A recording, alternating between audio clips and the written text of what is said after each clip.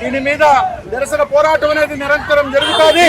దీని మీద గట్టిగా నారా లోకేష్ రాజీనామా చేసేంత వరకు కూడా పోరాడతాం. రాజంపేటలో ఎమ్మెల్యే ఆకేపాటి అమర్నాథ్ రెడ్డి పిలుపునిచ్చిన నిరసన ర్యాలీకి అనుమతి నిరాకరించడంతో పోలీసులకు నిరసనకారులకు మధ్య తోపులాట జరిగింది. అనంతరం రోడ్డుపై బైఠాయించి నిరసన వ్యక్తం చేసిన వైసీపీ నేతలు ఎన్ని ఆంక్షలు విధించినా ఉద్యమం ఆగదని ప్రకటించారు.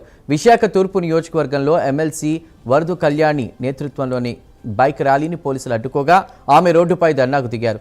నర్సీపట్నంలో మాజీ ఎమ్మెల్యే పెట్ల ఉమాశంకర్ గణేష్ పిలుపునిచ్చిన శాంతియుత ర్యాలీకి కూడా పోలీసులు అనుమతి నిరాకరించి ఆయన నివాసం వద్ద భారీ బందోబస్తు ఏర్పాటు చేశారు. మొత్తంగా డిఎస్సి అక్రమాలపై వైసీపీ చేపట్టిన రాష్ట్ర వ్యాప్త ఆందోళనలు పలుచోట్ల ఉద్రిక్తతలకు దారితీశాయి.